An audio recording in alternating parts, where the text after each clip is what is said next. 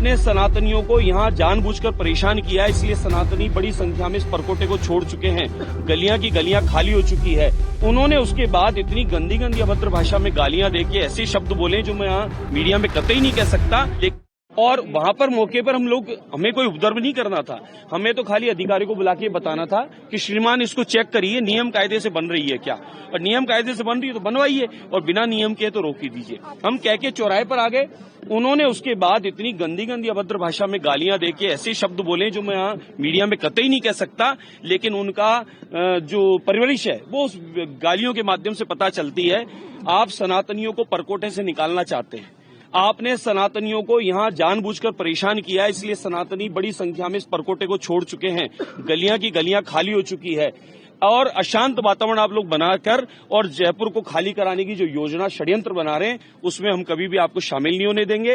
राजस्थान मुख्यमंत्री भजनलाल शर्मा साहब को मैं धन्यवाद देता हूं, भाजपा के सुशासन को धन्यवाद देता हूं कि आप अशांत क्षेत्रों के लिए जो विशेष बिल ला रहे हैं उस बिल की आने से हम लोग यहाँ सनातनी शहर में परकोटे में न दुर्गंध फैल पाएगी और न इस प्रकार से कोई उपद्रवी हमारी जमीनों को छीनने का प्रयास करेगा और हमें डरा धमकाकर शहर से निकालने का जो प्रयास किया जा रहा है।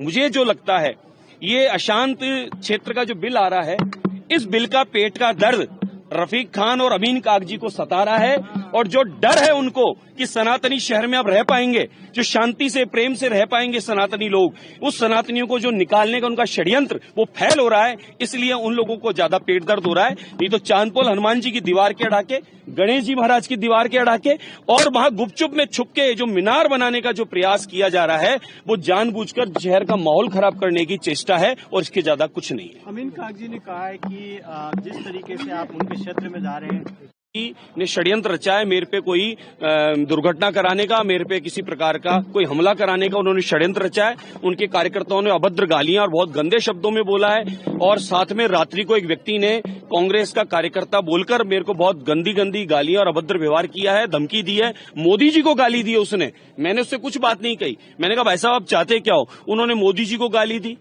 उन्होंने अनगिनत मेरे को गाली दी, अनगिनत हमारी भाजपा को अपशब्द बोले। हमने तो इस प्रकार का न तो कांग्रेस बीजेपी करने गए थे, हमने तो ये कहा कि वहां पर अगर नियम कायदे से जमीन आपकी है तो आप बनाओ। सरकार की जमीन पर अचानक मीनारे बना रहे हो। मेरे तो यहाँ संकट मोचन हनुमान जी के पास में जेडीए की जमीन पे इसी प्रकार से आप लोगों ने कब्जा करके बड़ी सारी मीनार खड़ी कर दी जो जेडीए के नाम बोल रही है। जमीन कागज मेरे पास है। आप चारों तरफ यही काम करना चाह रहे हो, सरकारी जमीनों पर बस कब्जा करना है।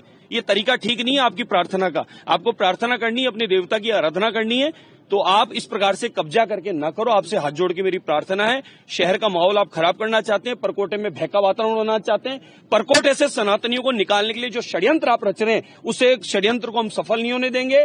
अशांत बिल जो आ रहा है उसको आप रोकना चाहते हैं, उस बिल को पास होगा और उस बिल के नियम कायदे से आप इस प्रकार की घटनाएं दोबारा करने की स्थिति में भी नहीं होंगे।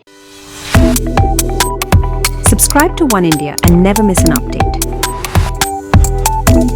Download the One India app now.